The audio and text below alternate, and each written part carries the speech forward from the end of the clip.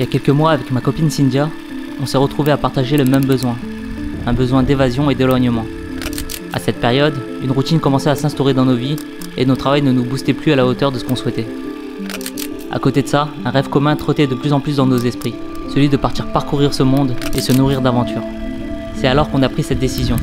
Nos contrats se terminant au même moment, c'était le timing idéal pour transformer cette utopie en réalité.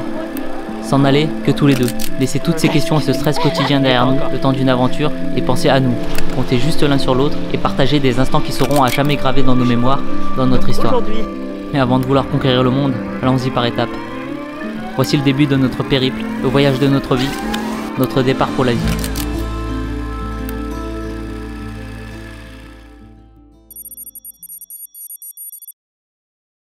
Merci papa. Et ben on est à Saint-Exupéry, à Lyon, pour prendre le train pour Paris. Et puis on décolle dans 2 jours.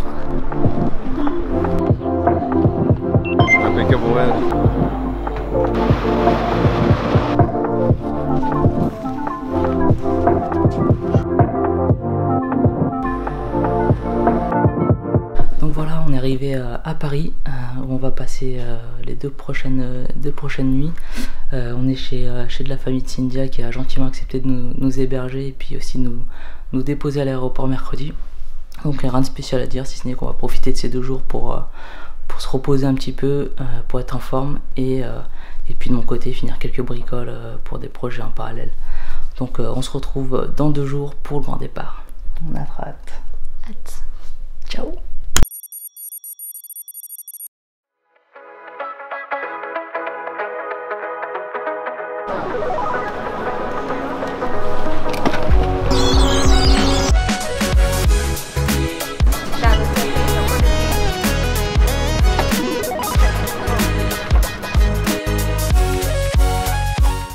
Donc on arrive à l'aéroport de Bangkok avec pratiquement 1 heure d'avance sur le vol. Donc à la base on devait attendre à peu près 1h30 à l'aéroport. Là ça va nous faire attendre un peu plus de 2 heures. On n'a pas beaucoup dormi dans l'avion, ça va être un petit peu difficile, mais bon, on va essayer quand même d'être en forme pour notre premier jour au Vietnam. Suite à cette escale, on a repris l'avion pour un peu moins de 2 heures qui sépare Bangkok de Hanoï. Au passage, j'en profite pour dire qu'on est passé par la compagnie Thai Airways et on en est vraiment très content. L'équipage était souriant et vraiment très serviable. Voilà, même si j'ai jamais réellement eu de mauvaises expériences avec les compagnies aériennes, celle-ci elle s'est vraiment montrée au top du top. De plus, la nourriture était vraiment excellente et ça fait toujours plaisir.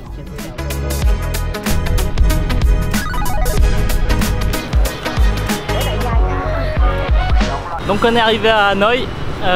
Et puis je pense que la première chose qui frappe ici, c'est ça.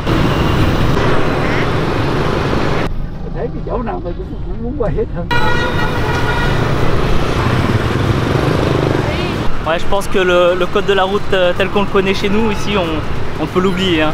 Donc Hanoï qui est la capitale du Vietnam, mais pas la ville la plus importante, c'est située en 2e position derrière Ho Chi Minh, aussi anciennement appelée Saigon, qui était en fait l'ancienne capitale de l'Indochine française. Située au nord du pays, Hanoï a été fondée en l'an 1010 par le roi Ly Tai Tho. Elle est la capitale politique et culturelle du Vietnam et a connu une importante croissance économique durant la seconde moitié du XXe siècle. Mais ça serait une erreur de définir Hanoï comme une métropole classique. Même si l'évolution économique a amené la construction de bâtiments modernes et gratte-ciel, elle a su conserver son identité en préservant des quartiers authentiques, des temples et d'autres sites historiques reflétant son passé. Mon premier arrêt du jour, Ho Wang Kim, qu'on traduit par le lac de l'épée restituée. C'est un lac qui tire son nom en fait d'une légende selon laquelle une épée aurait été repêchée dans ce lac qui aurait servi donc un ancien empereur, l'empereur Lê Lợi, de combattre les assaillants chinois.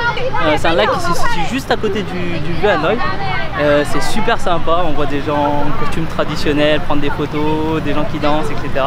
Et au milieu de ce lac, on retrouve donc un sanctuaire qui est dédié aux tortues, qui font partie intégrante de cette légende justement.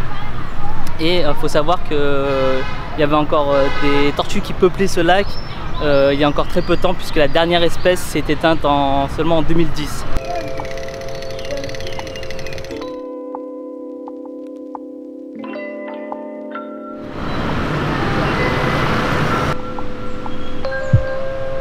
Là on arrive dans le vieux Hanoï, donc c'est le quartier authentique de la ville. Il se divise en 36 forts ou 36 districts en fait.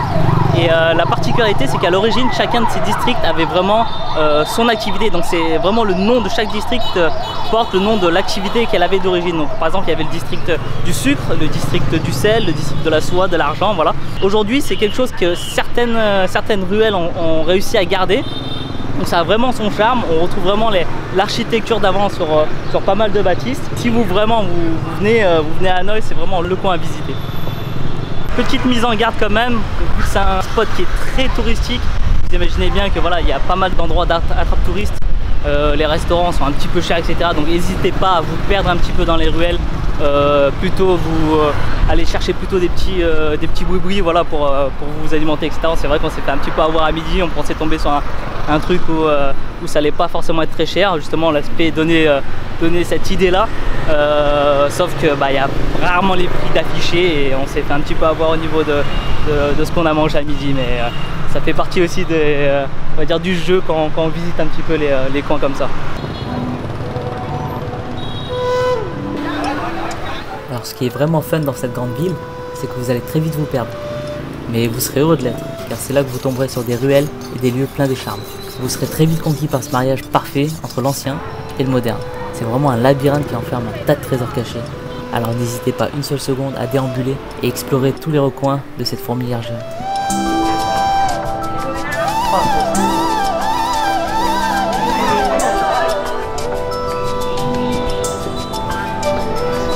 Donc là on se retrouve sur un spot un petit peu insolite de Hanoï qui se nomme Train Street.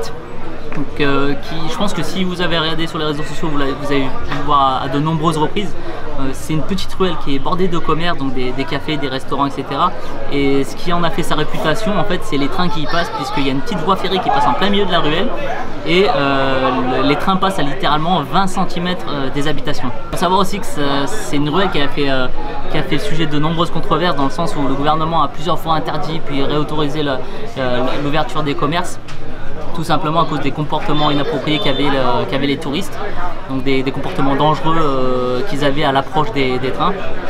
Donc voilà, c'est simplement pour rappeler que quand vous voyagez, voilà, soyez respectueux, voilà, des locaux et aussi des règles qu'on vous impose, parce que voilà, c'est pas pour rien, et puis ça peut très bien aussi bien pénaliser vous, donc empêcher en fait de pouvoir visiter ces lieux.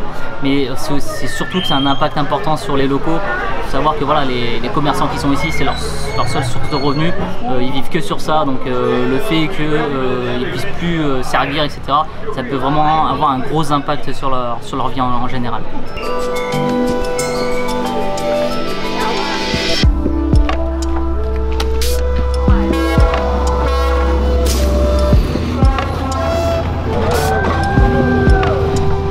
Voilà, donc c'est là-dessus que se termine la première vidéo de notre petit tour d'Asie. Si vous avez aimé la vidéo, n'hésitez pas à liker et puis à vous abonner à la chaîne.